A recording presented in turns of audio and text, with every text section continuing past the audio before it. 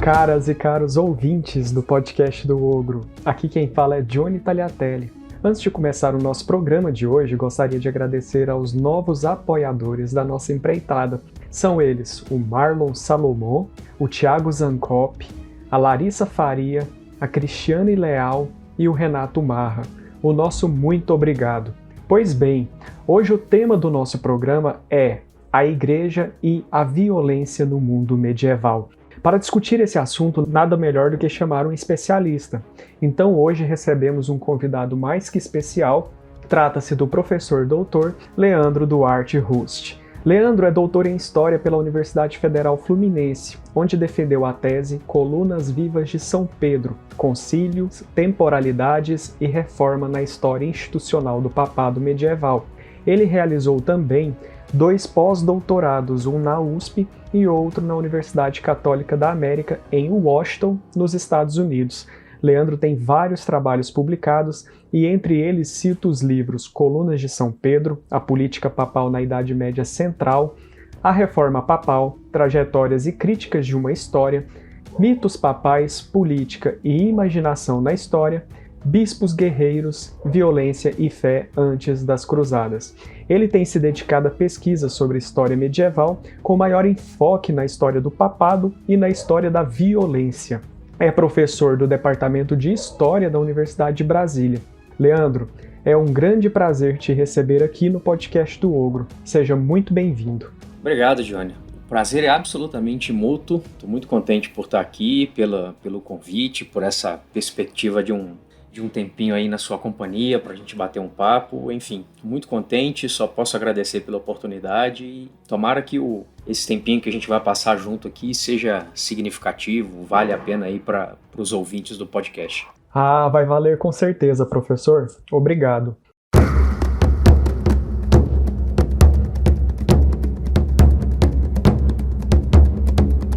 No ar, mais um podcast do Ogro. Um oferecimento Ogro Historiador. Bom, sem mais delongas, vamos direto para a nossa primeira questão de hoje. Leandro, a imagem da Idade Média como uma era violenta é certamente evocada pelo senso comum. O problema é que existe uma parcela considerável da historiografia que enxergou que a violência era algo normatizado naquele tempo, sobretudo entre os séculos IX e XI. O clero poderia até condenar os excessos e reagir ao convívio violento, mas tais reações seriam apenas casuísmos nessa perspectiva. Ao discutir isso, eu lembro que você cita, por exemplo, a historiadora Claude Gouvart, que dizia que a violência era considerada lícita até o século XIII, apesar de algumas condenações pontuais da Igreja. Como você enxerga essa leitura? E se é que podemos falar de uma noção de violência única que se enquadre nesse recorte cronológico, porque é um recorte cronológico muito amplo, né? Qual era a noção de violência para os medievais? Legal, Johnny. Bom, deixa eu começar com a primeira pergunta, né? Como é que eu encaro esse tipo de leitura? Eu acho que vale a pena a gente manter sempre em foco qual me parece ser a principal questão, o ponto nodal da pergunta em jogo, né? O que eu estou tentando fazer aqui com esse raciocínio é de deixar bem claro que me parece que o ponto mais interessante da pergunta não é a gente discutir se a Idade Média era violenta ou não. Para deixar bastante claro, no meu ponto de vista, a violência é uma constante na história da humanidade, tá? Então, a Idade Média ela é tão violenta quanto outros períodos históricos. Não enxergo, por exemplo, que ela tem algum tipo de privilégio, de exclusividade, que a destoe de maneira muito expressiva ou de uma maneira muito radical em comparação a outros períodos. Mas você mencionou bem, frequentemente uma marca acaba sendo atribuída à Idade Média que era, essa sim, uma espécie de exclusividade, né? Pelo menos é o que é dito. Porque parece que, bom, se a Idade Média talvez não tenha uma violência em termos de incidência, de presença do cotidiano que destoe de outros períodos, parece que a maneira como os medievais lidaram com essa realidade, que talvez não tenha sido somente deles, esta maneira seria diferenciada, que me parece que é o que você chama de normatização da violência, né? Essa, de fato, é uma ideia muito frequente, né? Ela é muito comum. A ideia de que os medievais faziam uma espécie de grande tolerância coletiva, uma espécie de incorporação. E essas palavras vão todas carregadas de sentidos que são desdobrados com frequências, né? Essa incorporação coletiva na Idade Média, por vezes, assume formas de uma espécie de celebração da violência, uma espécie de algum tipo de uma relação em termos construtivos com a violência na Idade Média. Eu enxergo esse tipo de abordagem quase que como um oxímoro, Johnny. Essa abordagem, ela quase não faz sentido para mim. Ela esbarra em alguns elementos lógicos que para mim são muito desafiadores. Tá? Eu sei que eu tô muito longe de ter a competência e, sobretudo, o carisma do Leandro Carnal, mas deixa eu fazer uma pergunta à la Shakespeare aqui. Né?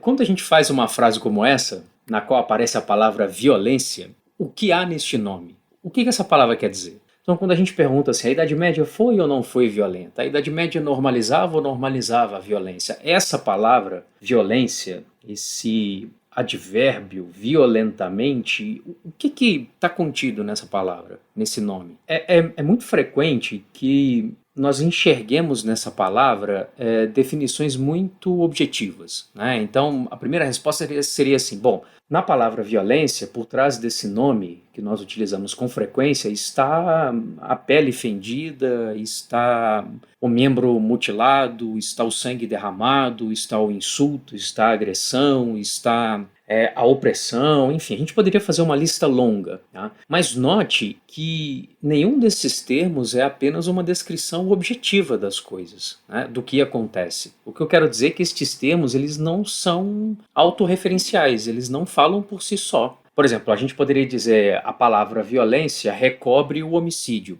Pois bem, o homicídio não é meramente uma transcrição objetiva de como as coisas são. O que eu estou querendo dizer é que essa lista de elementos que está contida na palavra violência, quando a gente faz uma pergunta como essa, é uma lista de classificações sociais. Quando é que uma morte é classificada como homicídio e quando é que uma morte é classificada como um ato de justiça? Todas as sociedades fizeram isso. Isso não é uma prerrogativa medieval. Quando é que uma morte é classificada como um fato lamentável e quando é que uma morte é classificada como um procedimento de alívio, uma espécie de prática redentora? Muitas vezes algo justificado e legitimado de muitas maneiras. Percebe, João? O que eu estou tentando chamar a atenção nossa é que neste nome, o que há neste nome, violência, há uma tensão moral e normativa muito forte. Quando nós sacamos a palavra violência para mencionar, para nos referir a alguma coisa no passado, nós estamos tentando destacar um conjunto de ações, de comportamentos, de fatos, de acontecimentos históricos para os quais haveria a possibilidade da condenação ou da repulsa. Então, quando alguém diz que a violência era globalmente aceita até o século XIII, ou que a violência era normalizada na Idade Média, ou que a violência era até inclusive celebrada na Idade Média, eu me pergunto, a gente ainda continua a discutir a noção de violência? Porque se for de fato uma discussão sobre a noção de violência, a gente continua a levar os medievais a sérios? Porque efetivamente o que a gente está dizendo? Que os medievais consideravam normal, que os medievais celebravam aquilo que eles mesmos poderiam considerar como censurável, poderiam considerar como condenável? Quando eu nomeio algo, quando eu identifico algo como uma violência, eu não estou nomeando apenas um fato, eu estou nomeando um fato e todo o entorno de atitudes coletivas em torno desse fato. A violência é essa classificação social que tem uma tensão implícita no nome. Então, a violência na Idade Média, quando eu busco essa realidade e esse tema, eu estou em busca desse universo de fatos e de atitudes mentais que na Idade Média seriam caracterizados por essa tensão, ou seja, por aquilo que ocorre e que provoca reações que tendem a ser reações de condenação, de censura, de repulsa, que exigem a lógica da reparação, que exigem a lógica da punição, que exigem a lógica da correção. Então, uma palavra, esse tipo de caracterização, esse tipo de lógica de que os medievais normalizavam a violência, no mínimo, nos leva a cogitar que essa tensão não faz parte da vida dos medievais. E aí eu me perguntaria, esse dado é historicamente plausível? Isso é um dado historicamente plausível? Ou será que isso é quase que uma desumanização dos medievais? Porque isso que nós estamos dizendo é que os medievais eram, na prática, portanto, incapazes de operar com essa tensão, de olhar para certos atos e debaterem calorosamente entre si se aqueles atos poderiam ser toleráveis, se eles não eram intoleráveis, se esses atos eram censuráveis, se esses atos eram repulsivos, condenáveis. Ora, se os medievais eram incapazes de fazer isso, o que nós estamos dizendo? Que os medievais eram incapazes de tracejar a linha que separa o legítimo do ilegítimo? Que os medievais não sequer não conseguiam ter uma noção do que é justo do que é injusto? Não conseguiam separar o certo do errado? Me parece que por trás dessa lógica de considerar que os medievais eram normalmente violentos, está, na verdade, duas ideias muito importantes. A primeira é esse estereótipo de desumanizar os medievais. Nós nem sempre nos damos conta disso, mas esse tipo de narrativa continua a considerar os medievais como humanamente incompletos. Eles não são tão sociologicamente sofisticados quanto outras sociedades, não são tão antropologicamente ricos quanto outros personagens históricos. É tudo muito esquemático, tudo muito aparente na Idade Média. As coisas são conforme a primeira aparência que se forma em torno dela. Mas também por trás disso tem um problema que precisa ser pensado. Quando nós dizemos que os medievais normalizam a violência, nós estamos ocultando o sujeito que define o que é violência. Isso me parece ser o ponto crítico disso. A pergunta a ser feita, o meu primeiro posicionamento sobre essa questão seria de perguntar assim, bom, violência segundo quem?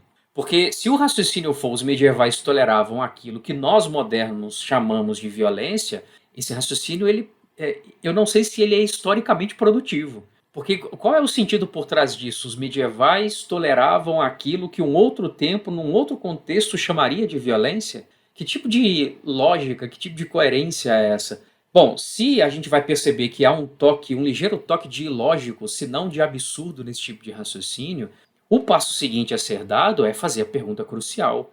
O que um medieval reconhecia como violência? Ou seja, o que era isto que provocava esse tipo de tensão, que, ao meu ver, é um fenômeno antropológico, ele marca a condição humana. O que era isto que acontecia que provocava nos medievais uma tendência à repulsa, à censura, que fazia com que os medievais se vissem instigados a acionar o direito, a uma lógica de reparação, controle, disciplinarização, reforma da vida social? O que era isto? Muito provavelmente não é o mesmo que provoca esse tipo de reação nos modernos. O que desperta essa tensão moral e normativa dos medievais não é o mesmo que despertava nos antigos, não é o mesmo que desperta nos modernos, não é o mesmo que desperta nos contemporâneos. O que eu estou tentando dizer, Johnny, é que essa é uma pergunta que me parece que reveste uma outra pergunta que quase sempre já foi respondida e a gente não se dá conta disso, que é onde um medieval localiza a violência. O que é violência para os medievais? Será que um medieval não tem uma consciência de repúdio à violência? Ou será que um medieval enxergava a violência em outro lugar diferente do que nós enxergamos? Ou seja, será que nós estamos lidando com a ausência de uma sensibilidade sobre a violência? Ou será que nós ainda não cogitamos a possibilidade de que existam diferentes sensibilidades sobre a violência na história? Que ela assuma formas muito diferentes. Né?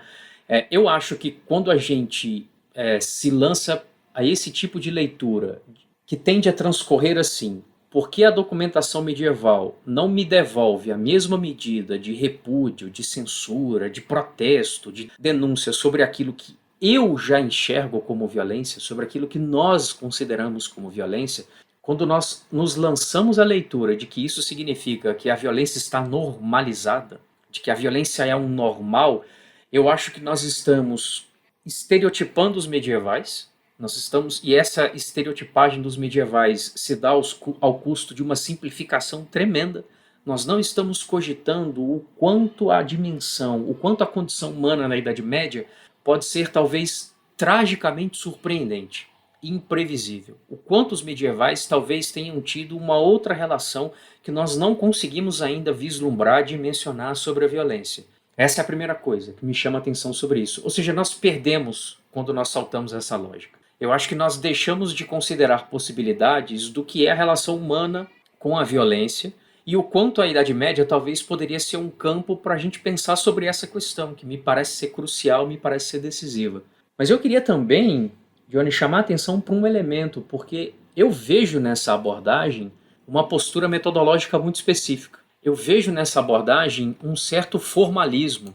Eu acho que quando a gente define muito rapidamente, de uma maneira por vezes muito rigorosa, muito enfática, que os medievais normalizavam a violência, eu acho que nós estamos, de alguma maneira, operando com um universo muito restrito que pode ser reconhecido como violência. Acho que nós estamos operando com um universo muito restrito do que nós, hoje, que olhamos para o passado, desde historiadores, historiadoras, até leitores interessados, qualquer pessoa que se interesse por Idade Média, me parece que está operando um universo de possibilidades muito limitadas para o que pode ser percebido como uma evidência sobre a violência. O que eu estou tentando dizer, Johnny, é o seguinte: quase sempre a violência para a gente é sinônimo da presença de certas palavras. Então, eu preciso ir para a documentação e perceber que a violência estará onde alguém sacar uma palavra como, ótimo, bom, em primeiro lugar, evidentemente, a própria palavra em latim, violentia, violenter, mas também onde estiver presente sangue, onde estiver presente crueldade, onde estiver presente brutalidade, onde estiver presente opressão, repressão. Então, onde aparecer essas palavras, seja numa outra língua, num outro idioma, eu tenho uma consciência sobre a violência. Esse, por sinal, é um dos embasamentos, é um raciocínio feito pela Claude Gauvard. Ela chega a dizer: a palavra violência é praticamente inexistente no vocabulário dos medievais até o século XIII, até o século XIV. Ela vai dizer: os medievais quase sempre só reconheciam como violência o ato de violar alguém, ou seja, fundamentalmente o estupro. Eles não reconheciam os demais atos como violência.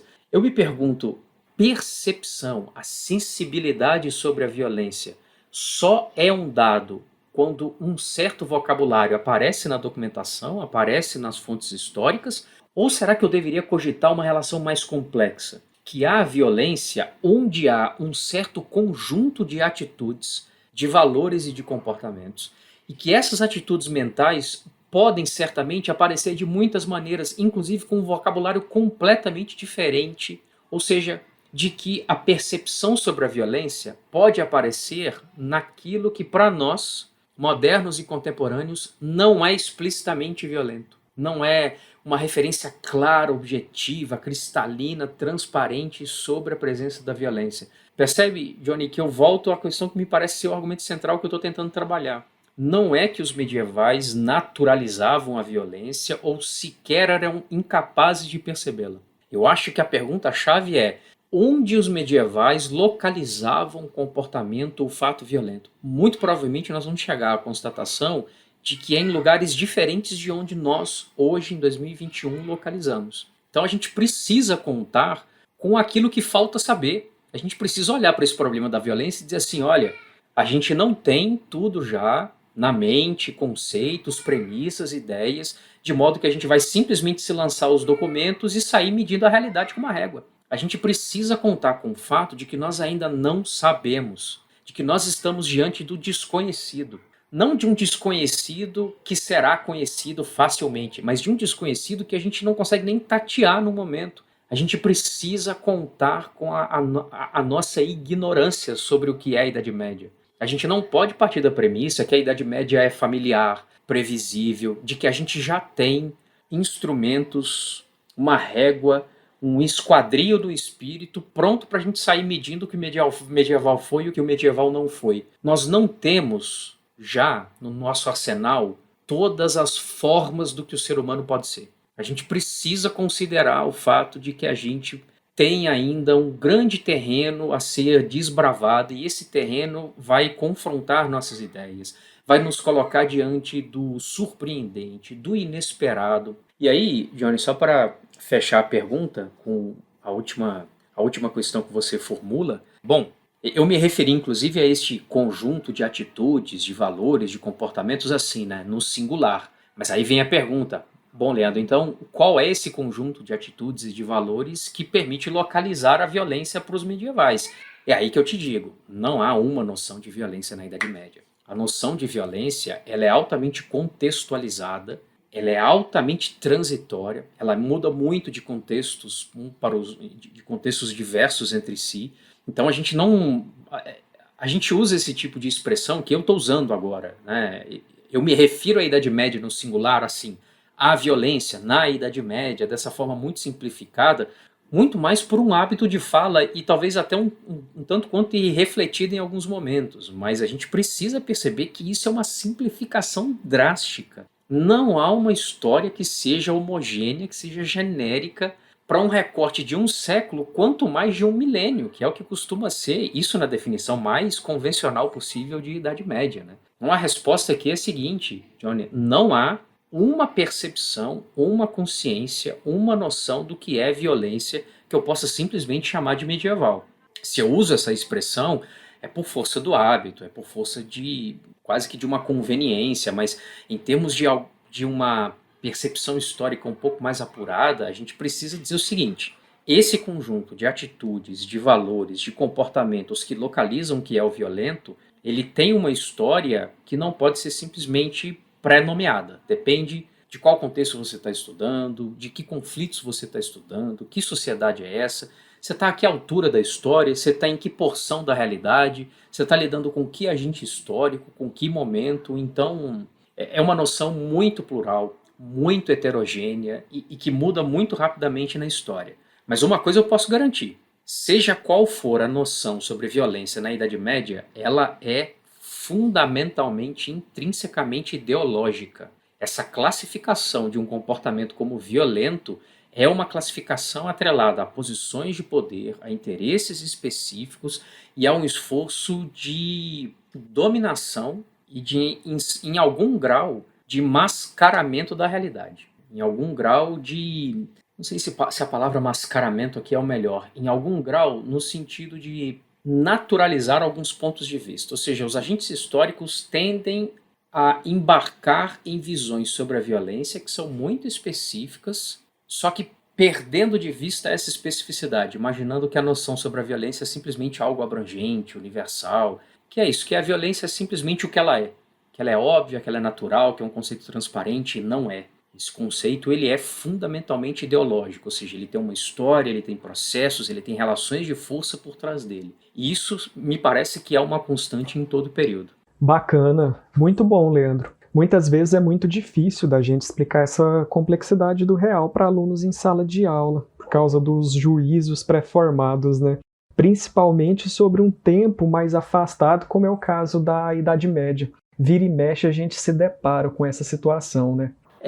Eu acho que faz todo sentido, porque, imagina, acho que a gente pode reconhecer também que, num certo ponto de vista, é um pouco frustrante, né? Porque é uma resposta que te diz assim, olha, a resposta é que existem muitas respostas possíveis. Então, para quem, por exemplo, e eu acho que todos nós agimos dessa maneira, né? Acho que o nosso primeiro impulso, de maneira geral, muito espontânea, digamos assim, é sair à caça de certezas, né? Então, frequentemente, quando a gente faz pergunta, o que a gente quer é uma certeza. Como dizia lá o Pierre Clastres, no Sociedade contra o Estado, o que a gente quer é um astro fixo no firmamento para nos dar orientação. E aí você mergulha na história e a história te coloca diante de uma condição humana que é de uma variabilidade, de uma mutabilidade desconcertante. Então parece que você escancara um vazio e você coloca o sujeito diante do vazio e diz assim, agora, ó, caminha, anda, se aventure. Então eu entendo, assim, em grande medida, essa resposta talvez possa ser ela frustra a expectativa de um posicionamento contundente, fechado, definido, algo que dê linhas de força muito bem acabadas para o problema, né? Contornos muito bem acabados. Mas eu efetivamente acho que esse não é o papel da história. Então faz todo sentido essa dificuldade, assim. Para mim faz sentido isso. Eu concordo veementemente, professor. Não é o papel da história ou do historiador.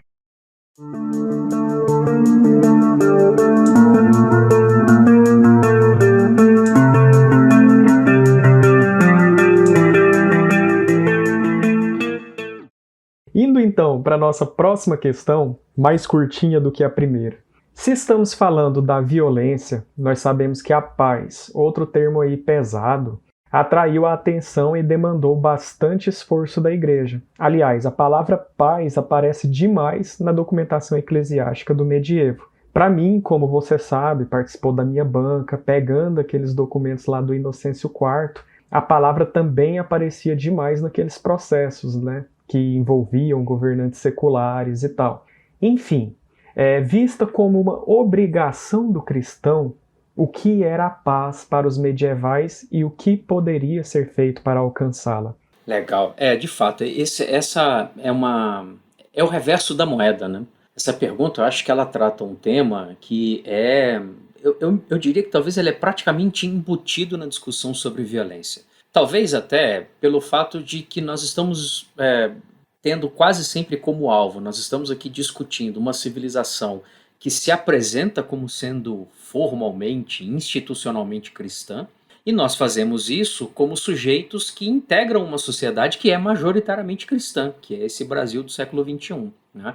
Então tem uma referência implícita aí de pressupostos, de ideias efetivamente cristãs que às vezes instruem esse tipo de sensibilidade, né? Eu acho que eu estou dando um pouquinho de volta, Johnny, para dizer o seguinte: é difícil encarar a violência e não transformar um debate, uma análise sobre a violência num problema de como seria possível superar a violência em vias cristãs, porque nós partimos frequentemente da premissa de que o cristianismo é uma religião pacífica por excelência, uma religião que foi, talvez, não é difícil encontrar autores que defendam essa ideia de que o cristianismo é a religião que professa a não violência, a fraternidade, e que, portanto, o cristianismo é uma alternativa concreta, viável à violência. Então, eu só estou tentando dizer que eu acho que essa pergunta ela tem duas camadas importantes. A maneira como a gente interroga o que é a paz na Idade Média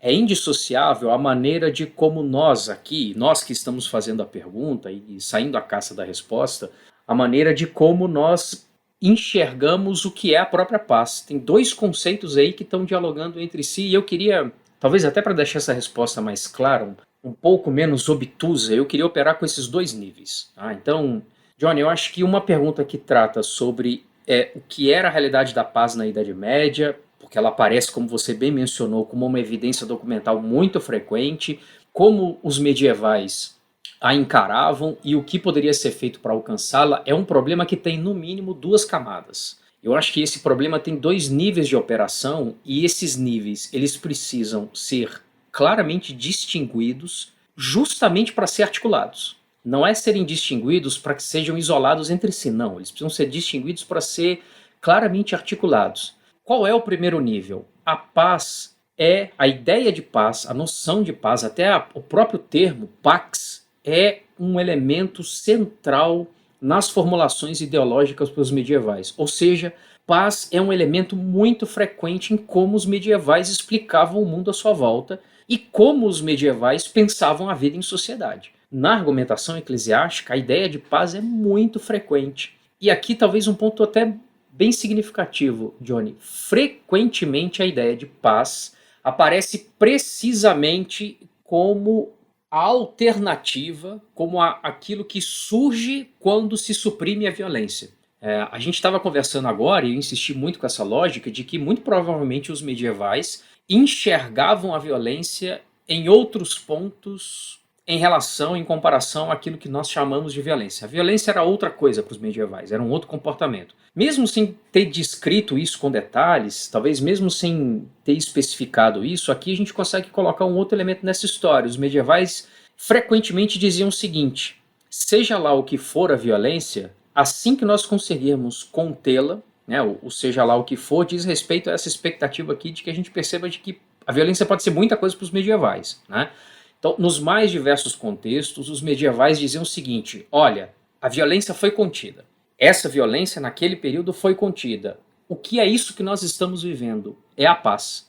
Então, é muito frequente que na consciência dos medievais a paz seja o oposto da violência. É muito frequente. Tá? A paz é frequentemente apresentada como um discurso no qual ela é o estado antinômico da violência. Então, quando eclode uma violência, a paz já foi perdida. Se a violência for contida, viveremos em paz. Então, esse é um dado documental importante. Ele vai aparecer frequentemente de muitas maneiras.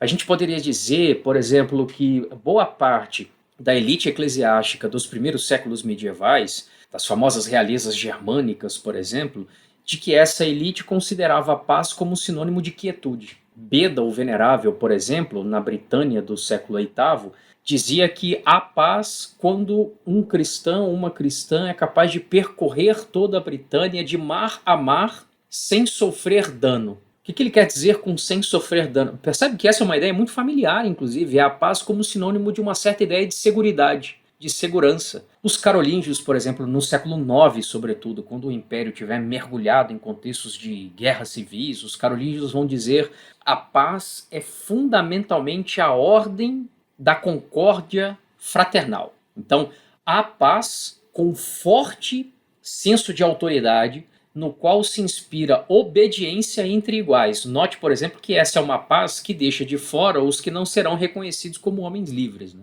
Essa é uma paz que não é universal, essa é a paz apenas daqueles que se enxergam numa relação de fraternidade. Mas veja, é uma paz que está apoiada, isso aparece frequentemente em autores carolíngios, de Nitardo até Notker o Gago. Aliás, adoro essas expressões medievais. Notker o Gago é uma figura interessantíssima. Mas é frequente que apareça na pena desses sujeitos essa imagem de que a paz é fundamentalmente a combinação dessas ideias, autoridade e consenso, né? Então veja, no mínimo a gente poderia dizer, os carolíngios diriam nesse momento, a paz é esse tipo de obediência, de entendimento, de estabilidade que se alcança sem recorrer à força, sem desembainhar a espada, sem se lançar uma agressão, sem violar o direito. Veja que eu estou só tentando ilustrar o mesmo argumento. Como é que vai aparecendo frequentemente na documentação medieval essa lógica de que a paz começa onde termina a violência, tá? Só para não ficar apenas nos primeiros séculos medievais, para tentar ser um pouco mais ilustrativo, né, do século XI ao século XIII, vamos pegar uma referência com a qual eu tenho um pouquinho mais de familiaridade. De Gregório VII, ao Inocêncio IV que você mencionou, por exemplo, eu sei que é um personagem que te é muito caro, mas do Gregório VII ao Inocêncio IV, por exemplo, a paz cristã tem um outro protagonista, que é o populus cristiano. É uma paz agora que não é meramente da elite, é uma paz que não é meramente do rei. Se no século IX se cria a memória de Carlos Magno como Rex Pacificus, né, o rei que pacifica, seria muito interessante a gente conseguir perceber qual é a opinião dos saxônicos sobre a paz de Carlos Magno, mas se no século IX a paz é um atributo do rei, no século XI, no século XII, no século XIII, a paz é um atributo coletivo, né? É por isso que a paz está atrelada a movimentos como, por exemplo, a cruzada, é por isso que a paz está atrelada a movimentos como a trégua de Deus, a paz de Deus, um discurso muito forte. Um forte apelo para uma noção de hierarquia social. A paz de Gregório VII a Inocêncio IV é a de um ordenamento específico da sociedade como um corpo, desde que esse ordenamento seja claramente inculcado, obedecido e que as figuras negociem constantemente a harmonia entre esse corpo. Então, eu não estou tentando criar noções idílicas da paz medieval. Note que a paz medieval passa por relações de força muito bem marcadas, né? Então a paz está atrelada à autoridade, a paz está atrelada ao controle, a paz está atrelada à proteção, mas é uma paz que busca, por assim dizer, mobilizar frequentemente, é assim que ela nos é apresentada na documentação, a paz é aquilo que mobiliza os medievais nos mais diversos contextos, com alternativas justamente ao emprego da força, à agressão, a esses comportamentos que podem ser censurados, tá? Então, bom, esse é o primeiro nível. Como a paz aparece na própria discursividade, na própria visão de mundo dos medievais. Pois bem, Johnny, a paz é muita coisa para os medievais. Eu espero pelo menos ter respondido uma parte da pergunta, né? Muitas coisas, ela é uma noção, de novo, muito abrangente, porque é isso. Há muitas sociedades e muitos períodos dentro do que a gente chama de Idade Média. Então a gente não vai escapar desse pluralismo nunca, né? Idade Média é uma expressão demasiadamente genérica. Então a paz é muita coisa na Idade Média, ela tem muitos significados. Mas estes muitos significados, Johnny, são uma armadilha para quem busca fazer uma outra pergunta. E esse é o segundo nível que eu acho importante. Até aqui eu só tentei ilustrar como um medieval respondia à pergunta o que é a paz. Então, qual é a consciência que o medieval tem da paz, como ele define a paz, qual era a própria racionalidade por meio da qual ele nomeava um contexto, um período, uma época como pacífico, um personagem como pacífico. Isso é uma coisa. Outra coisa muito diferente é fazer a seguinte pergunta: qual é o conteúdo social coberto por esse discurso sobre paz? A consciência dos medievais sobre a paz não é uma tradução da realidade vivida e que está sendo batizada como pacífica. Então, essa é uma outra pergunta, e aí a coisa se torna muito complicada. Qual o conteúdo social que está embutido, empacotado dentro dessas referências sobre a paz? Deixa eu tentar colocar isso da seguinte maneira, Johnny. Se eu me basear nas formulações, nas expressões medievais sobre a paz, isso me permite explicar a realidade com que a paz foi vivida, a percepção da paz corresponde ao cotidiano, me dá uma clara percepção do cotidiano que está em jogo por trás da palavra paz. Eu estou tentando fazer um raciocínio ainda muito semelhante àquele que eu fiz sobre a violência, porque, bom, como eu disse no começo da resposta, para mim isso faz parte de uma mesma reflexão. Então, eu poderia colocar dessa maneira também. No final das contas, a palavra paz recobre o quê? O que está por trás da palavra paz? Eu vou tentar ser mais direto ainda, Johnny. Eu disse que os medievais apresentam a paz como o oposto da violência.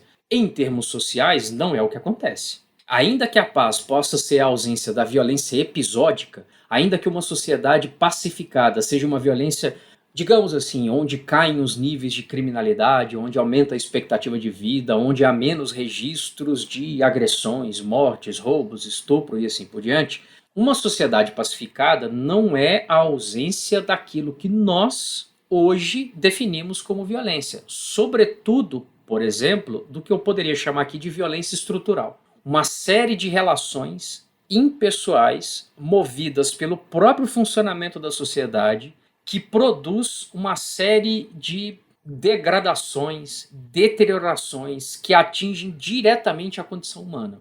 A gente pode até operar com uma noção de violência bem rasteira, bem simplória. Há violência onde há provocação de sofrimento, onde provoca-se sofrimento. Vou ficar com essa definição muito controversa, mas muito simples. Ora, não há uma ausência de sofrimento, de dor durante a paz. Frequentemente há uma série de processos que se enquadram nessa violência estrutural.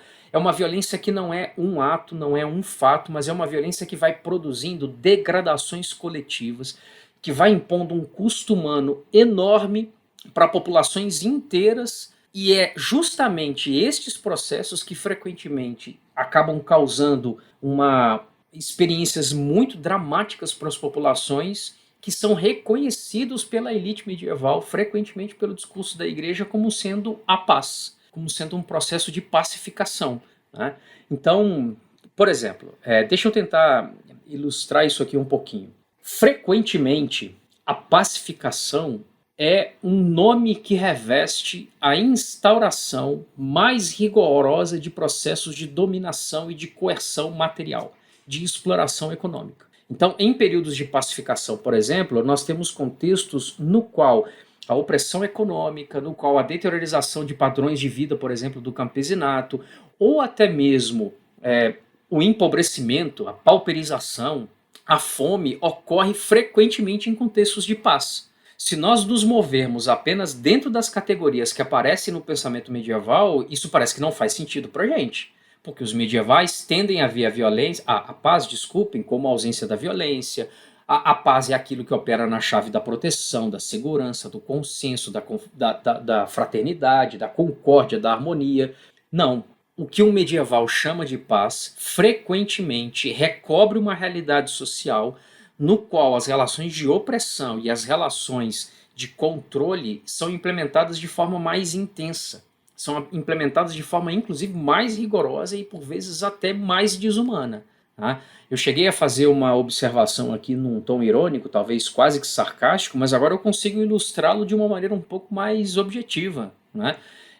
A pacificação carolíngia era frequentemente a implantação de uma exploração sobre o campesinato de regiões conquistadas muito maior do que os níveis de exploração existente, que é o que acontece com o campesinato saxônico. Então, quando os carolíngios conquistam a Saxônia e impõem a ordem carolíngia à Saxônia, para além de episódios que são muito, que inclusive despertam resistência e reprovação, batismos forçados, a alternativa frequente que é ou a espada sobre a cabeça ou a conversão à fé cristã, para além desses episódios, o que fica numa sociedade onde já não há mais registros de guerra, de sublevações, uma sociedade pacificada, frequentemente é uma cadeia exploratória mais brutal, uma cadeia exploratória que cria deteriorações muito palpáveis da qualidade de vida, do padrão de vida, onde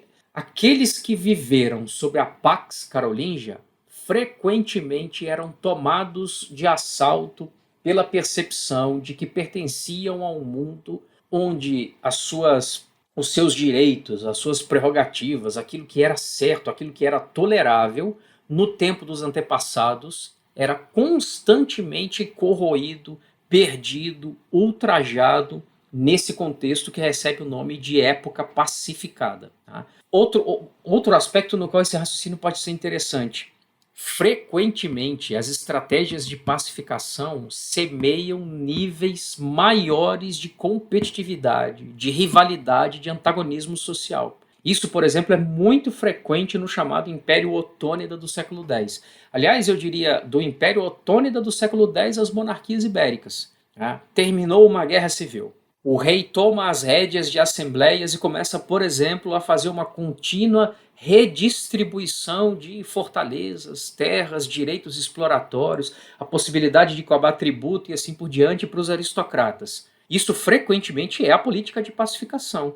É uma forma de tentar cimentar um consenso, fazendo muitas vezes um rearranjo de relações de poder. Frequentemente, esse rearranjo de relação de poder vai representar para franjas inteiras da aristocracia exclusão, insulto, um atentado direto à sua honra, à sua dignidade, à sua posição de poder. Ou seja, uma parte inteira da aristocracia, em muitos casos, vivencia essa relação de pacificação como um contexto que joga os agentes internos numa competição ainda mais intensa pelo controle desses recursos sociais, tanto econômicos quanto simbólicos. Então estou falando do prestígio, estou falando da autoridade e assim por diante.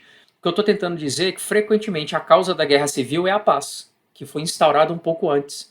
Frequentemente aquilo que os medievais dizem, e um aristocrata rebelando-se contra o rei, instigado pelo demônio, cedendo à vaidade, rebela-se contra o rei. Ora, a gente não pode personalizar essa rebelião, essa instabilidade. Frequentemente o que está na raiz da eclosão da revolta é uma política de pacificação que muitos historiadores dizem foi feita por um rei bem-sucedido, o grande rei, o rei que controlou a sociedade, enquanto que aquele que enfrenta o resultado da pacificação criada pelo grande monarca passa para a história como um rei fraco, né? É o rei fraco, o rei débil, que não conseguiu reproduzir as mesmas fórmulas, e geralmente é do pai, né? Do pai, do avô e assim por diante, estava aquém da altura do antepassado, quando muitas vezes o que o sujeito está fazendo é lidando com a explosão das tensões e das pressões sociais fomentadas por uma política de pacificação. Frequentemente não há apenas uma dissociação, uma oposição entre paz e violência, ou mesmo entre paz e guerra. Frequentemente há um contínuo. A paz é parte do itinerário social que leva à guerra. E muitas vezes vice-versa, é uma realidade bastante intrincada. Então, Johnny, para tentar arrematar, há muita coisa por trás da ideia de paz. Aliás, há muitas ideias de paz atrás dessa palavrinha de 3 letras, né, da pax em latim. Há muitas ideias diferentes, muitos significados, muitas definições. Além dessa riqueza de percepção, de valores, de ideias, além dessa riqueza cultural, digamos assim, e isso certamente é material suficiente para a gente fazer análises sociais bastante instigantes, para a gente conseguir mapear a sociedade de modo bastante complexo, né, de modo bastante enriquecedor, mas a gente precisa perceber que por trás desses discursos tem uma realidade social que não corresponde à lógica interna desses discursos. Foi para esse aspecto que eu tentei chamar a atenção. As definições medievais sobre a paz frequentemente podem ser uma armadilha, se não um obstáculo, para a gente escrever uma história da paz na Idade Média.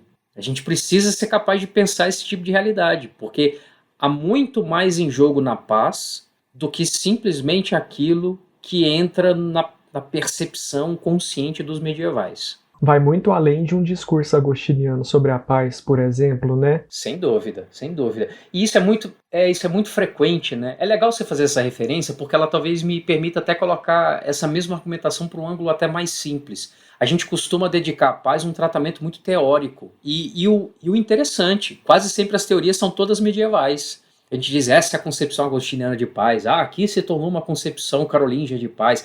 Agora surgiu a concepção de paz do movimento da paz e da trégua de Deus, e vai surgir a concepção cruzadística de paz.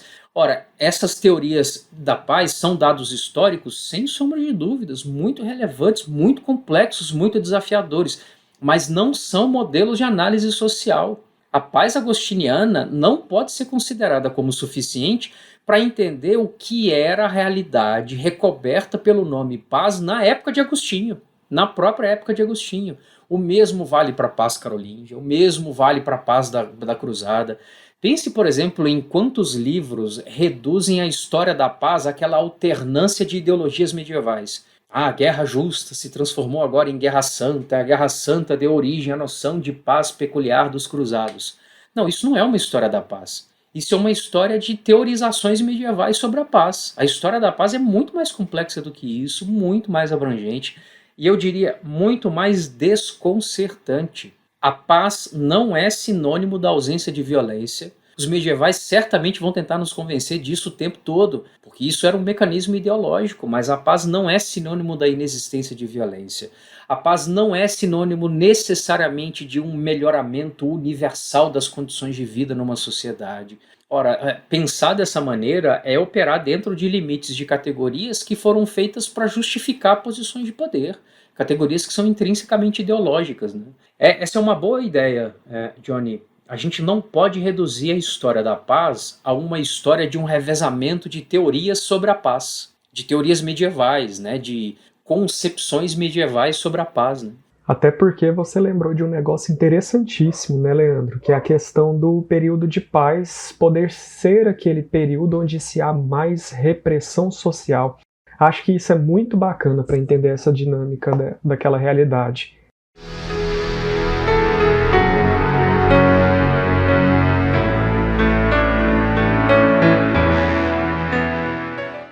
Então, professor, próxima pergunta. Conflitos entre clérigos e laicos sempre existiram no Ocidente medieval, e isso tinha a ver com as tensões no interior das elites, lembrando aqui que a elite eclesiástica tinha raízes aristocráticas, mas um bispo também possuía rivalidades com seu clero.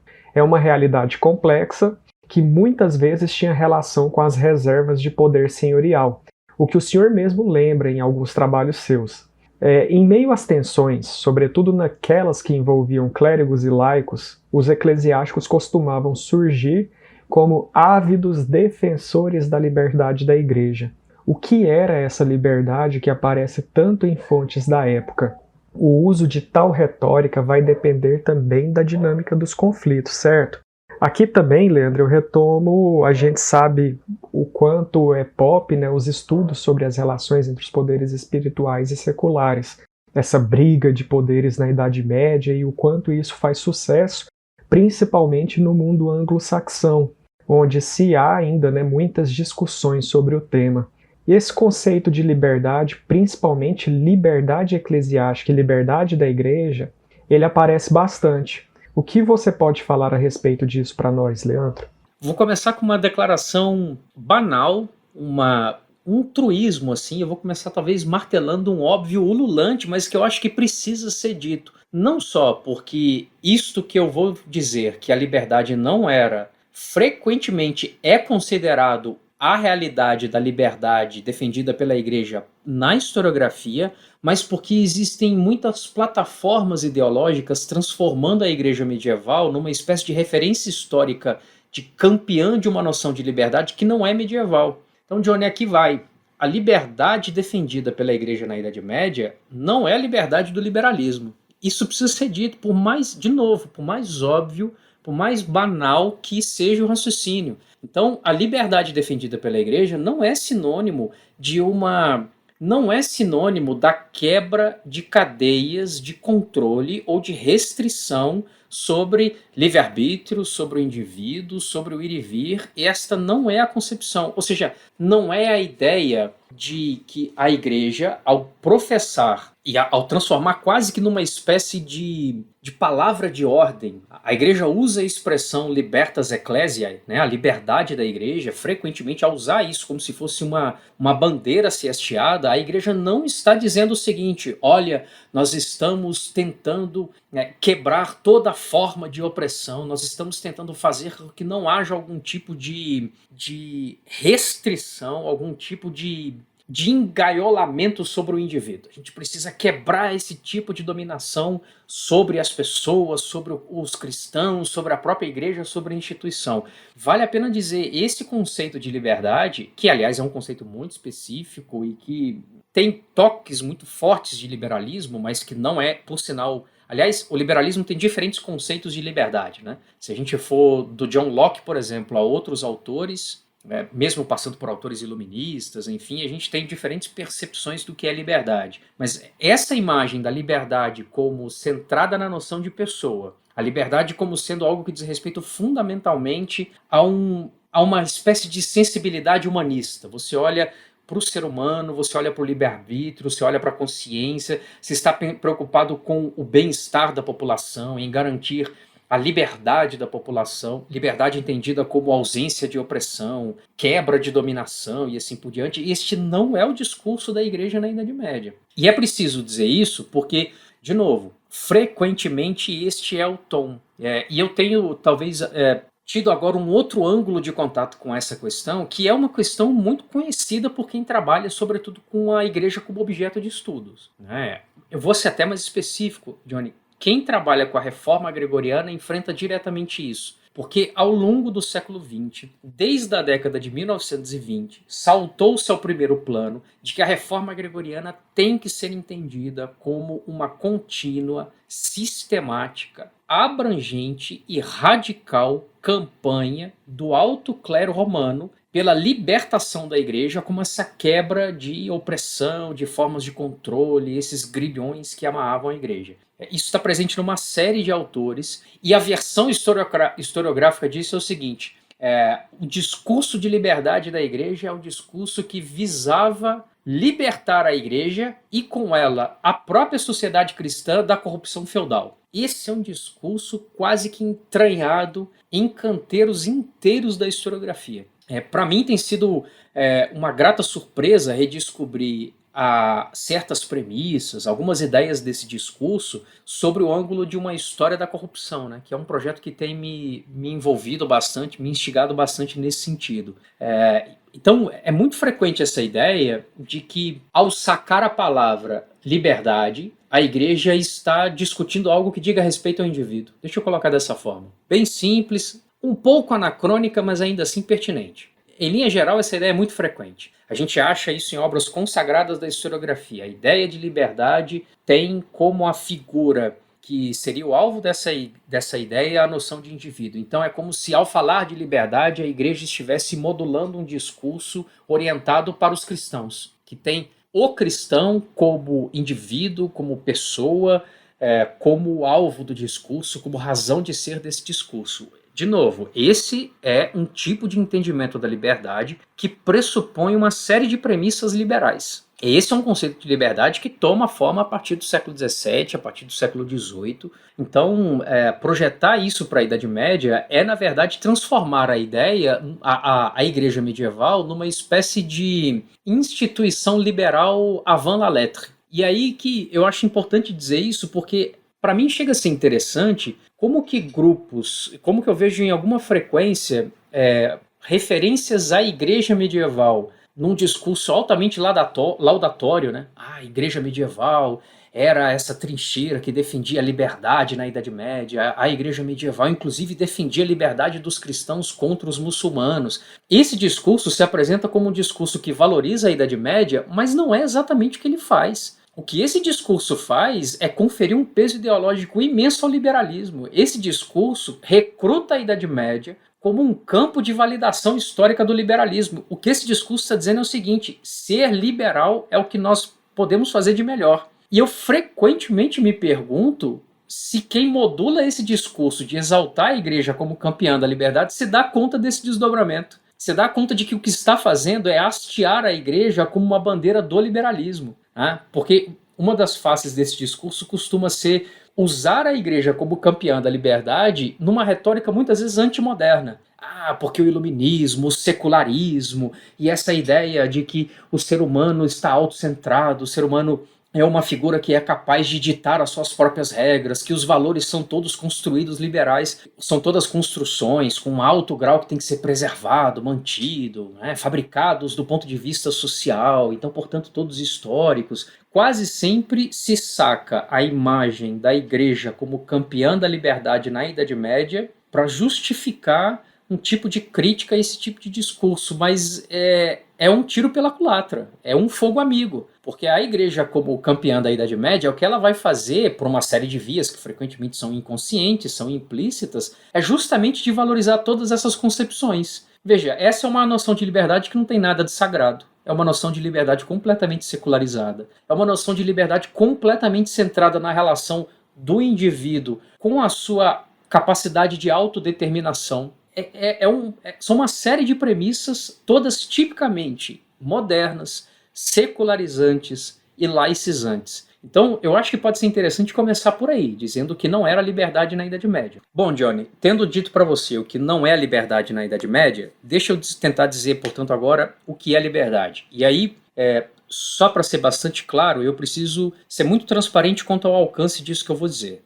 Então, o que eu vou apresentar como a minha capacidade de conceituar liberdade nesse discurso, nessa ação da igreja na Idade Média, está circunscrito ao contexto do século X e do século XI, fundamentalmente na cristandade latina, e tendo como interesse histórico específico decifrar, tentar explorar um pouco o que era o exercício do poder dos papas. Tá? Então, isso que eu vou dizer não é generalizável, não é uma definição tão abrangente assim, ela tem um alcance bem específico. Essa noção de liberdade, pela qual o clero se engajou de maneira tão frequente, tão sistemática e por vezes trágica e em circunstâncias até muito dramáticas, não era centrada na pessoa, era centrada na ideia de patrimônio. Então, qual é... Aliás, deixa eu ser mais simples, Johnny, é liberdade do quê? Não é liberdade do indivíduo, é liberdade do direito de possuir. É isso que está em jogo. Então, deixa eu dizer assim, se a liberdade não era esta liberdade que lembra o liberalismo, é porque era uma liberdade inteiramente senhorial. Então veja, não é uma liberdade ecumênica, para usar uma terminologia religiosa, o que eu quero dizer é que não é uma liberdade universal, não é uma liberdade que se aplica a todos os seres humanos, não é uma liberdade que se aplica a todos os cristãos, isso precisa ficar bem claro. Quando a igreja defende a liberdade da igreja, ela sequer está defendendo a liberdade de todo o clero.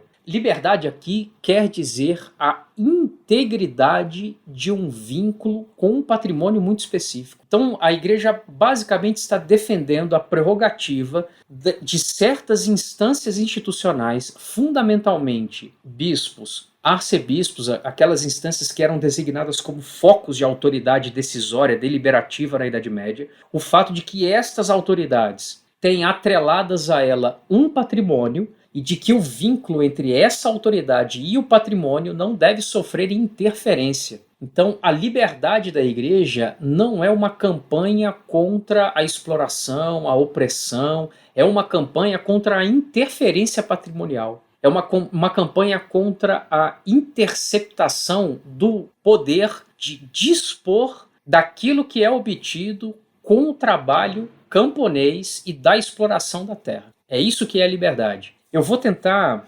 resumir com um contraste. A liberdade da igreja se refere menos a noções como a de integridade física e de inviolabilidade da vida, e se refere muito mais a noções como de propriedade iminente, ou seja, a propriedade que se destaca, aquela que se sobrepõe a todas as outras, o direito eminente de propriedade, e a ideia, por exemplo, de imunidade censitária. Frequentemente, o que a igreja chama de liberdade, nós entendemos por privilégio. É isso que está em jogo. O que a igreja chama de liberdade é a prerrogativa do bispo de que ninguém interfira na cobrança censitária, na transferência de renda do patrimônio episcopal para a mesa eclesiástica. É disso que se trata a liberdade da igreja. Então, é uma liberdade senhorial, uma liberdade altamente hierárquica, uma liberdade que não pressupõe igualitarismo, não pressupõe universalidade, não é uma liberdade centrada na noção do indivíduo. Essa liberdade não está comprometida com nenhuma noção de direito à vida,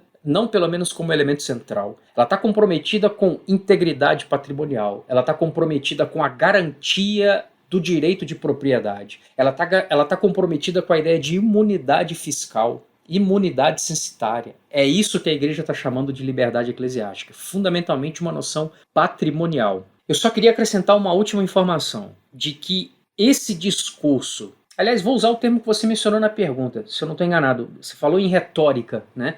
Essa retórica sobre a liberdade não é apenas uma maneira de se expressar, ela precisa ser vista como uma plataforma de ação. Então, a maneira como a igreja usa essa retórica sobre a liberdade eclesiástica não pode ser estudada dentro de um jogo fechado de corresponde ou não corresponde à realidade. Isso não é para ser pensado apenas dentro dessas alternativas de que isto é algo que traduz a realidade ou que oculta a realidade.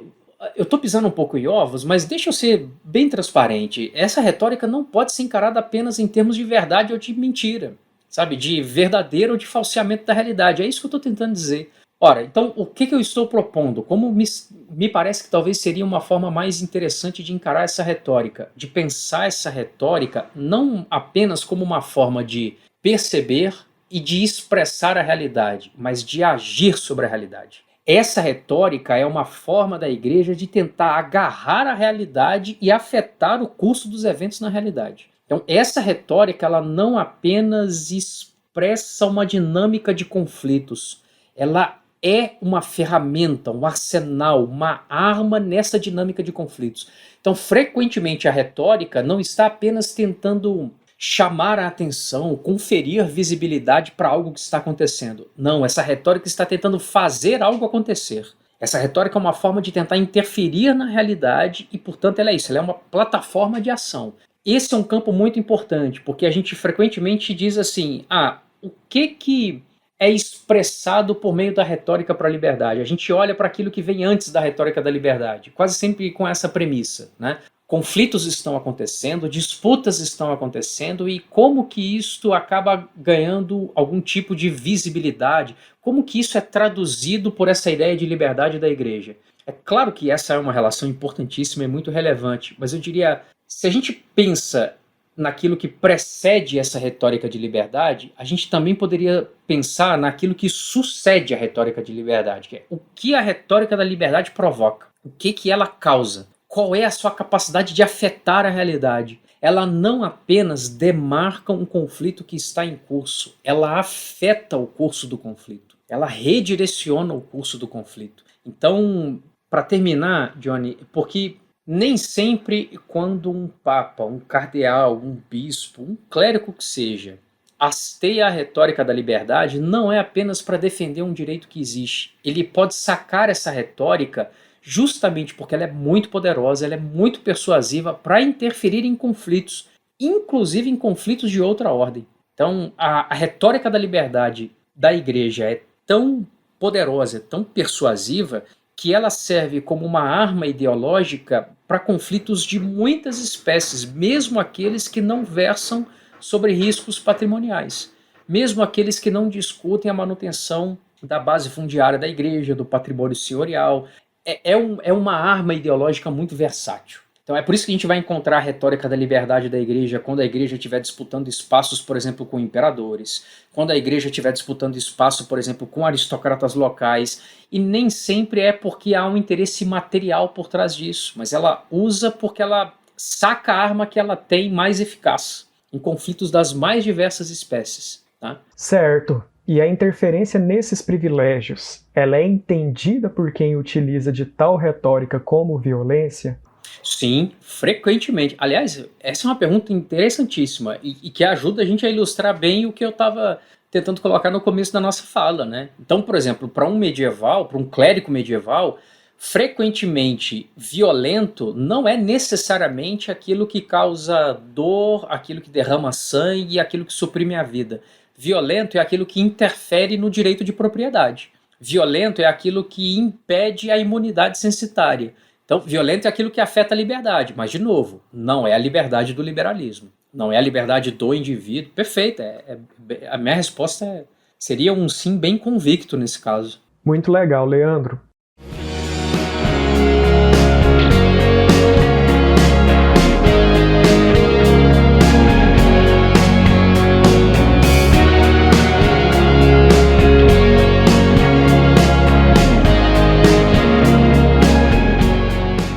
Professor, próxima questão. Você defende que havia uma mutação da espiritualidade em curso desde o século X. Isso tem a ver com a liberdade da igreja que abordamos, mas aqui temos a reafirmação da guerra como, nas suas palavras, o elo sagrado na relação dos eclesiásticos e o mundo. O mundo estava repleto de forças predatórias e, como o senhor mesmo diz, ser pela igreja implicaria estar disposto a lutar por ela, combater, golpear e batalhar. Pode nos explicar o que levou a essa mutação, fazendo do emprego da força física um lugar comum no discurso eclesiástico a partir daí? Johnny, essa pergunta ela é o cerne do livro Os Bispos Guerreiros. A razão de ser do livro, aliás, uma informação que eu não sei se eu já disse em algum lugar.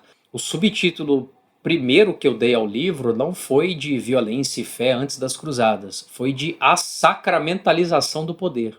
Esse era o subtítulo do livro.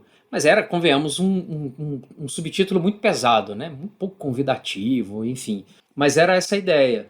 Agora veja, tinha uma preocupação aí de tentar criar uma lógica de ênfase, porque não é a sacralização do poder, é a sacramentalização do poder. Isso, para mim, era o principal marcador à época do que eu consegui encontrar a particularidade dessa espiritualidade que me parecia marcar a ação dos bispos guerreiros do século X e de boa parte do século XI. O que isso quer dizer? Que essa mutação na espiritualidade apresenta a guerra dentro de uma lógica que, a partir do século XII, e aí em termos doutrinários mesmo, inclusive canônicos, será formulada através da teologia sacramental, da teologia dos sacramentos. Mas eu acho que há um conjunto de atitudes, há uma maneira de enxergar a guerra que me parece que já apresenta essas características daquilo que será o cerne dessa teologia dos sacramentos, sobretudo a partir do século XII. Né? Hugo de São Victor, a definição canônica, doutrinária dos sacramentos da eclesiologia católica, enfim. Bom, por que eu tentava chamar a atenção com a ideia de sacramentalização da força? Em princípio, com a lógica de que expressões como a de sacralização da guerra, e inclusive aquela imagem mais convencional, mais rotineira de uma mutação da ideia de guerra justa para a ideia de guerra santa, não me pareciam captar a singularidade do que esses bispos faziam. Qual que era o ponto que me parecia escapar desses conceitos? Tanto essa lógica de sacralização da guerra, quanto a lógica de uma mudança de uma ideia romana de guerra, que é isso, a guerra justa é romana, aquela coisa toda, aí vai sendo agostiniana e vai sendo transmutada na ideia de guerra. Veja, essa transmutação da ideia de guerra justa para a guerra santa, que é um dos principais filões para qualquer livro de história das cruzadas, note que a principal alteração aí se dá nos adjetivos, né? Ou seja, você muda o adjetivo de justo para santo.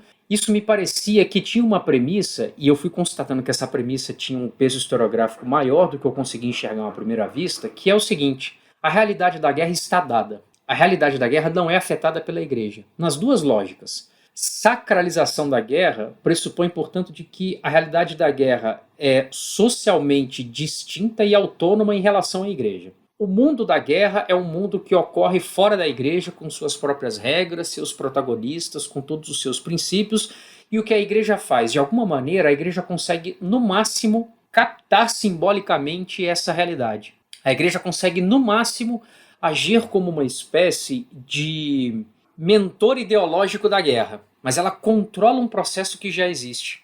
Ela não afeta as características básicas da guerra, ela no máximo muda a maneira de significar a guerra, que é, por exemplo, o que me parece que a historiografia da cruzada faz. A guerra tem uma história toda própria, o que as cruzadas fazem nada mais é do que mudar a calibragem da guerra.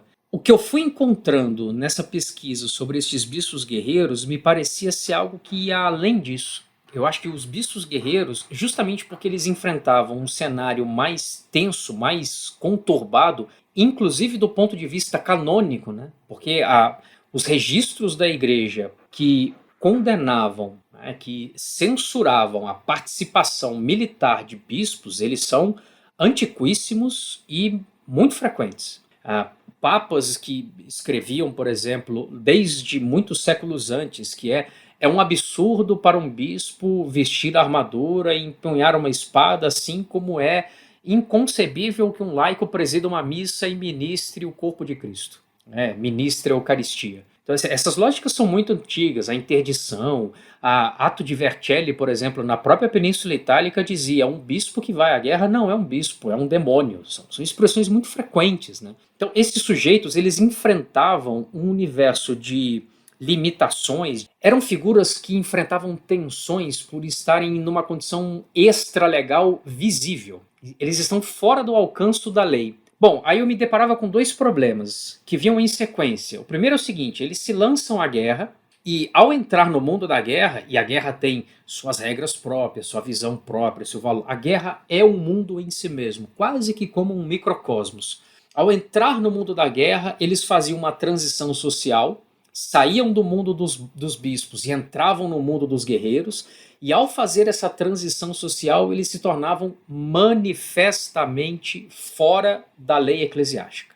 Esse tratamento é bastante disseminado na historiografia. Então, um bispo guerreiro, a rigor, não é um bispo. Não deve ser visto dessa forma, porque ele está agindo numa lógica completamente laica, completamente aristocrática.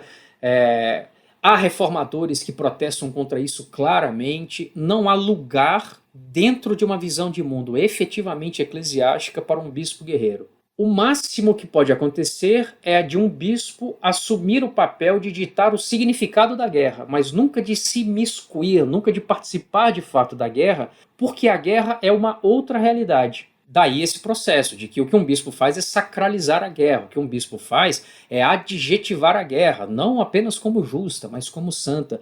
Pois bem, eu acho que esses bispos guerreiros não eram estes párias sociais, não eram estas exceções canônicas. Eu acho que eles se moviam numa lógica social muito própria, muito autêntica, com uma lógica interna, e um dos efeitos dessa lógica interna é que eles mudavam o sentido da guerra. Eles não apenas adjetivavam, eles não apenas ressignificavam a guerra, eles mudavam a maneira de perceber o que é a guerra. Naquele magistral Domingo de Bovini, o Duby, a uma certa altura, ele diz o seguinte: a batalha não é a guerra. Eu ouso dizer que a batalha é um procedimento de paz. Eu vou cometer aqui essa tremenda presunção de emular o Duby, né, de imitar mesmo a lógica do Duby. Eu diria assim, o que eu estou tentando dizer é que na lógica de um bispo guerreiro, a guerra não é uma violência. E essa é uma premissa do direito canônico. A guerra é uma violência manifesta, um bispo não deve se envolver em violências. O bispo deve proporcionar amparo espiritual, socorro, auxílio, mas jamais participar do derramamento de sangue. Bom, para os bispos guerreiros, essa é uma situação muito delicada, né? Esse é um caso muito complexo, mas eles participam. Então, como é que eles participavam? Qual é a lógica? O que a historiografia quase sempre me sugeria, eu vou simplificar muito, num nível quase anedótico da coisa, é dizer assim: na prática, a gente pode imaginar o bispo dizendo assim: olha, eu sei que é errado, mas vou assim mesmo. A mensagem historiográfica tende a ser essa, de que o sujeito sabia que estava violando, então é alguma coisa que oscila entre a premissa de uma divergência explícita ou de um cinismo velado, sabe? Alguma coisa na fronteira entre isso. Eu achava que essa explicação não dava conta do comportamento. Então, Se eu tiver que usar esse mesmo exemplo que eu coloquei, o que a conclusão a qual eu ia chegando era a seguinte: não é que um bispo guerreiro partia para a guerra dizendo o seguinte, olha, eu sei que não está nas minhas obrigações, um bispo não deve fazer isso, mas eu preciso participar porque a força da necessidade, eu estou cometendo uma infração, mas a infração vai ser perdoada. O que aparecia para mim era algo diferente, era a lógica o seguinte: eu vou para a guerra porque a guerra não é estranha às obrigações de um bispo. A guerra não é apenas... A guerra não é uma violência, então a guerra não é aquilo que causa mal, a guerra não é aquilo que causa dano, a guerra não é aquilo que provoca perdas, é aqui que eu estou tentando, de uma maneira muito desastrada, tentando imitar o Duby. A guerra não é aquilo que provoca perdas, a guerra não é o disruptivo, a guerra não é aquilo que separa, que desagrega, que cinde, que produz rupturas. Muito pelo contrário, um bispo guerreiro dizia: a guerra une, a guerra vincula, a guerra ata. É aí para mim que entrava a lógica do sacramental. Então, a mudança da espiritualidade para mim não é apenas uma mudança na maneira de dizer o que a guerra significa. Era uma mudança mais profunda. Os bispos guerreiros proporcionavam uma outra resposta para a pergunta: o que é a guerra? Então, é um outro entendimento. Os bispos guerreiros produziram uma espécie de lógica social, de experiência própria em torno da guerra. O que eu quero dizer com isso? A experiência dos bispos guerreiros é única. Eles não podem ser reduzidos ao papel de meros aristocratas que ocupam a posição de bispo, mas que têm uma mentalidade inteiramente laica e que partem para a guerra. Eles não são meros senhores da guerra que estão ocasionalmente, acidentalmente exercendo o papel de bispo, ou oportunisticamente exercendo o papel de bispo. Não é esse o raciocínio. E o outro também não pode ser de que estes bispos, eles, ao partir para a guerra, sabem que deixam de ser momentaneamente bispos. Porque eles sabem que estão rompendo com o seu ofício, que estão descumprindo a tradição canônica. Então é como se eles momentaneamente tivessem uma espécie de interrupção da sua identidade eclesiástica. Nenhuma das duas lógicas. É algo diferente disso. Um bispo guerreiro não é nem pura e simplesmente um bispo que busca aplicar a tradição na forma de explicar a guerra, e ele nem é nem pura e simplesmente um senhor laico da guerra que está vestido em batina, em vestimentas clericais e que parte da guerra portando o anel episcopal, a autoridade de um bispo e assim por diante. Ele é outra coisa. Ele é um terceiro elemento. Esse terceiro elemento tem uma lógica própria, e neste terceiro elemento nem os significados espirituais dessa participação são os mesmos, mas nem o ato de participar da guerra em si, nem aquilo que a guerra é, nem a própria experiência do que é uma batalha, do que a batalha faz com o ser humano, nem a maneira de encarar isso é a mesma que é para um senhor laico, para um duque, para um conde, para um marquês, ou para um bispo reformador, para um papa que encara a atividade militar como indevida por episcopado. Eu tentei, por assim dizer, alcançar o que me parecia ser uma autenticidade, uma identidade dos bispos guerreiros que não me parecia ter ganhado ainda uma visibilidade suficiente, uma visibilidade adequada. E eu tentei pontuar isso com essa lógica, né? Então, ao sacramentalizar a guerra, isso me parece que poderia ser resumido dessa maneira: os bispos transformam a guerra num vínculo efetivamente espiritual.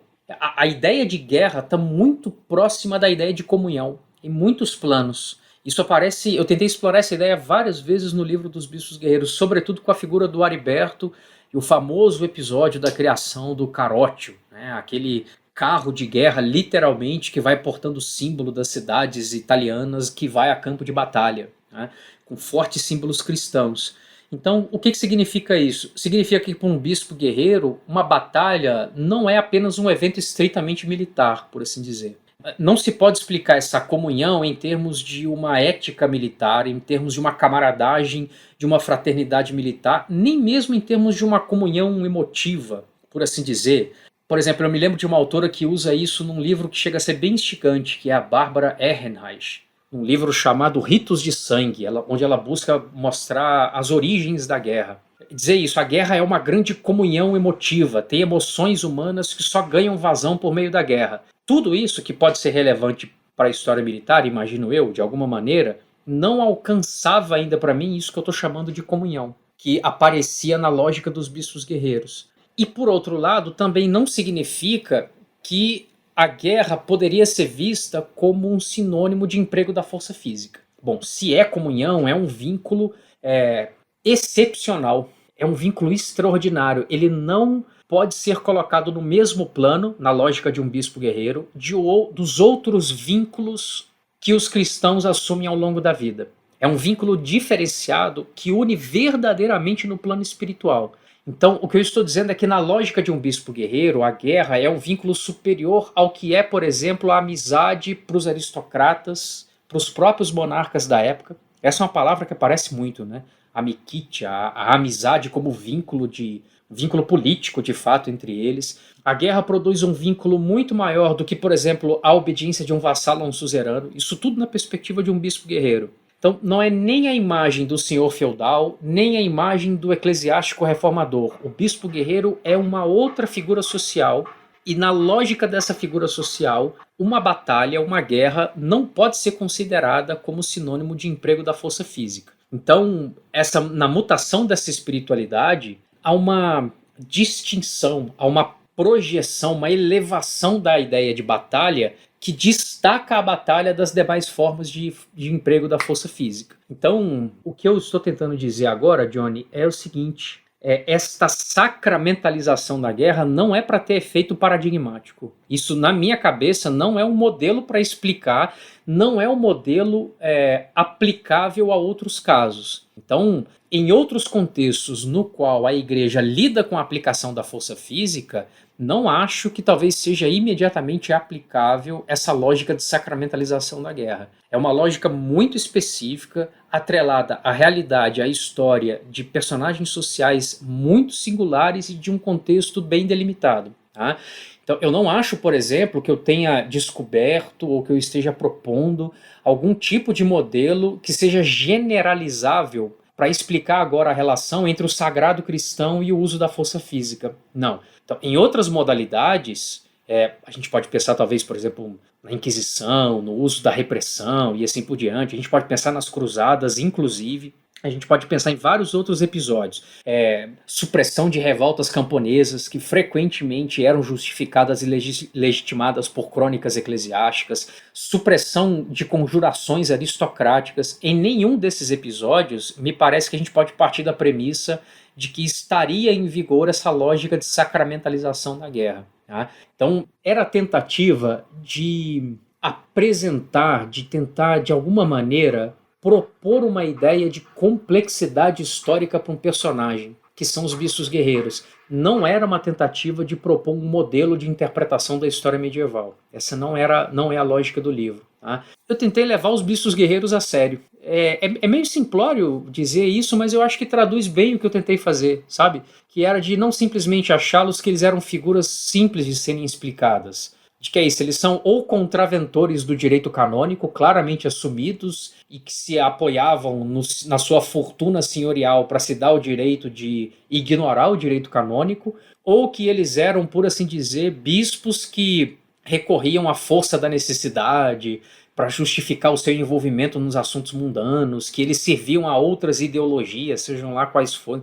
Todas essas imagens me pareciam que, no final das contas, não consideravam que os bispos guerreiros poderiam ser figuras sérias, não do ponto de vista moral ou ético, mas de um ponto de vista sociológico mesmo, histórico, sabe? Que eles podem ter sido tão complexos, tão intrincados, figuras com tantas camadas e singularidades quanto outros personagens sociais. Para mim, Leandro, não tem nada de simplório nisso aí. Pelo contrário, acho que captar essas dinâmicas, né? Pegar exatamente singularidades quando a gente tenta afunilar o contexto e captar as dinâmicas próprias dele, eu acho que é aí que o historiador pode dar sua maior contribuição, alcançar o seu maior mérito, que vai muito além daquelas grandes generalizações que a gente estava falando lá no início, né? Sim. Aquela tentativa de explicação da realidade por meio de certas categorias que não servem, que não dão conta de explicar aquela realidade.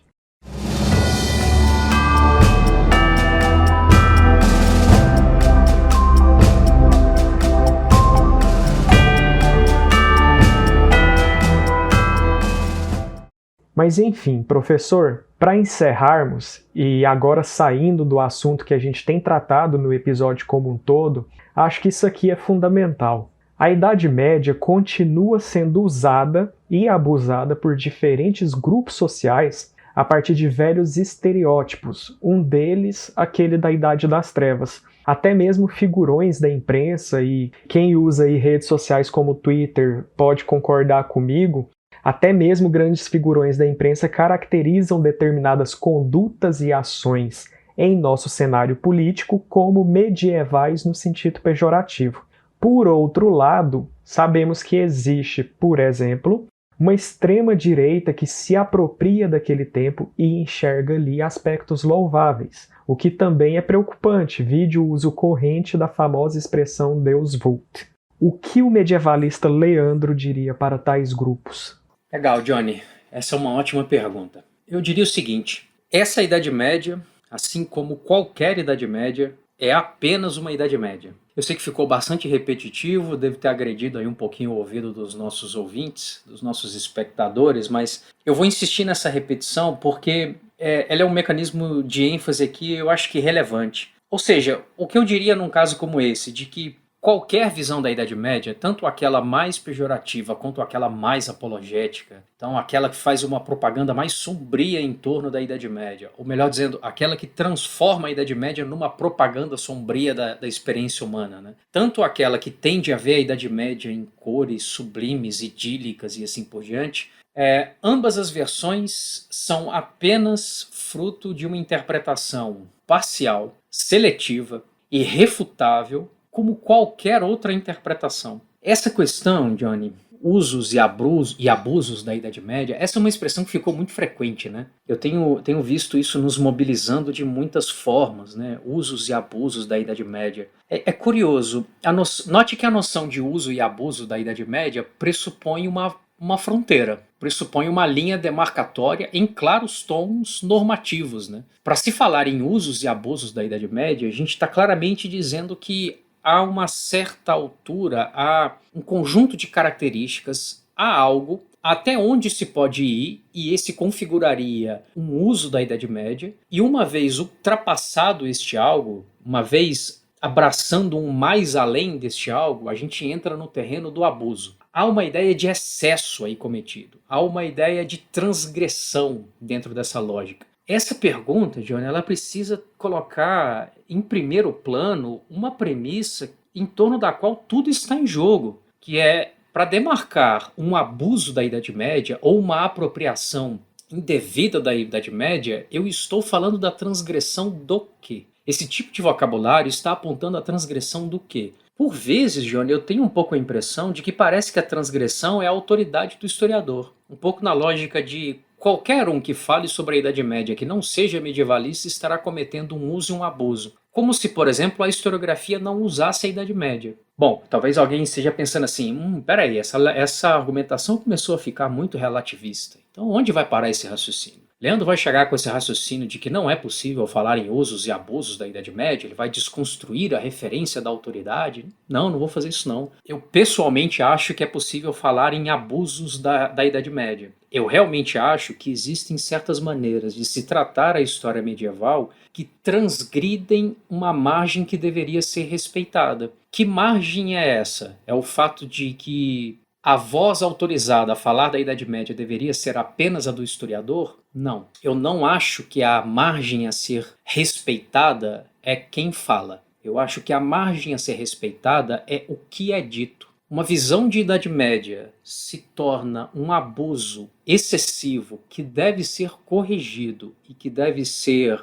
combatido em relação à Idade Média quando absolutiza a imagem de Idade Média, ou seja, quando perde de vista justamente esses elementos que eu apresentei para você, que toda visão sobre a Idade Média, inclusive a historiográfica, é uma visão seletiva, refutável e parcial. Eu vou insistir sobretudo no refutável. A refutabilidade é uma das características mais explícitas da presença de uma perspectiva científica sobre um problema. A perspectiva científica é aquela que mostra um conhecimento não como se ele fosse algo que simplesmente aparece, como se fosse algo simplesmente revelado, um dado que está inscrito em algum livro imanente metafísico e que a gente deve subscrever, que a gente deve ser subserviente a ele de alguma forma. Não, a abordagem científica está presente justamente ao mostrar que o conhecimento é fruto de um procedimento que deve ser exposto. É por isso que a ideia de cientificidade está ancorada no método, que é onde a gente diz o seguinte: olha, eu fiz estas escolhas, eu fui movido por estes objetivos,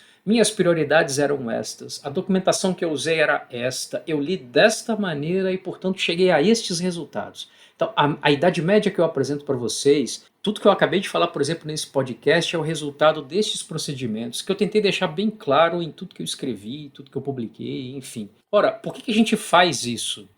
Justamente para que todas as etapas da produção do conhecimento estejam franqueadas para verificação. Ou seja, acenar, contar com a possibilidade do conhecimento ser refutável, tomar consciência de que todo conhecimento é humano, demasiadamente humano, falível, limitado, seletivo, é justamente a pré-condição para que a gente diga algo de plausível, de objetivo. O discurso historiográfico me parece que proporciona interpretações mais confiáveis sobre a Idade Média. Não porque elas sejam mais verdadeiras, porque elas são mais plausíveis. E por que elas são mais plausíveis? Porque o discurso científico é aquele que se desnuda. É aquele que diz, olha, eu cheguei a estas conclusões com base em condições muito específicas e muito limitadas de produção de sentido de conhecimento. Todo conhecimento está atrelado a esse horizonte de refutabilidade. Por fim, Johnny, talvez eu faria essa pergunta. Se essa interpretação sobre a Idade Média é tão falível e seletiva como qualquer outra, até onde vai a sua seleção?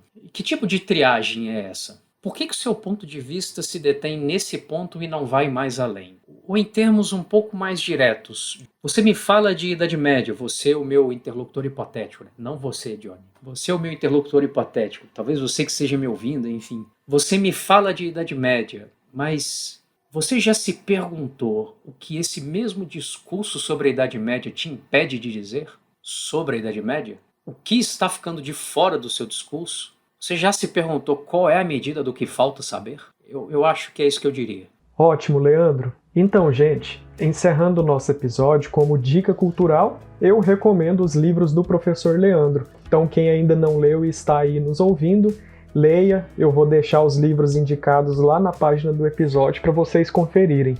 E, professor, a gente tem essa tendência aqui de indicar uma coisa ou outra para os nossos ouvintes. Pode ser qualquer coisa, leituras, filmes, fica a seu critério. Rapaz, olha só. Olha, assim, eu não sei se eu vou chamar isso de uma indicação, assim, eu vou chamar isso de uma partilha de entusiasmo, viu, Johnny? Eu descobri duas coisas ultimamente, algumas delas talvez eu fique até um pouco constrangido de dizer, porque em algum recanto da minha cabeça era uma obrigação que eu soubesse disso há mais tempo, né? Mas vai lá, vai aqui a transparência. Tem duas coisas que me marcaram muito ultimamente, são duas leituras. Nunca é tarde demais para se entrar em contato com a obra do Saramago. Eu descobri o Saramago recentemente, essa é a cota do constrangimento, digamos assim. Para mim era obrigação eu saber ter lido o Saramago há muito mais tempo, mas o Evangelho segundo Jesus Cristo é uma experiência de leitura muito impactante. Eu acho que tudo isso que a gente estava conversando aqui tem um horizonte antropológico muito forte, né? A história é uma reflexão antropológica muito forte, então até onde a condição humana pode chegar, o que o ser humano pode fazer e atribuir sentido a isso, quantas facetas esse ser desconcertante chamado ser humano pode assumir, cada uma dessa faceta ser autêntica, genuína, fazer sentido, ter um significado. O Evangelho segundo Jesus Cristo foi uma leitura que me fez pensar muito, tem me feito pensar muito nesse sentido. Foi uma leitura muito impactante. A outra sugestão que eu farei vai como sugestão, mas de novo, é só uma partilha de entusiasmo, assim, uma leitura que me marcou muito. Eu li recentemente um livro do Peter Sloterdijk, um livro lançado pela Unesp já faz alguns anos, que eu acho que para todos que têm interesse numa leitura bastante desafiadora, contraintuitiva, essa que é a lógica. Você vai ser levado a possibilidades de interpretação que a gente não chega espontaneamente. Ela é bastante contraintuitiva, e eu acho muito útil para pensar religião, mas questões sociais maiores, o que a gente tem chamado de escolhas históricas, utopias e assim por diante. Trata-se do livro chamado O Zelo de Deus. É uma obra bastante interessante, é uma leitura muito instigante, muito envolvente, então eu não vou chamar isso de uma sugestão, vou deixar nesses termos, assim, fica aqui um recente entusiasmo compartilhado com vocês. Beleza, bom demais. Obrigado, professor, por compartilhar isso conosco e muito obrigado pela sua participação em nosso podcast. Em nome de toda a Ograria, foi um enorme prazer lhe receber por aqui. Eu agradeço também aos nossos ouvintes que nos acompanharam até aqui. Um grande abraço para todo mundo e até a próxima!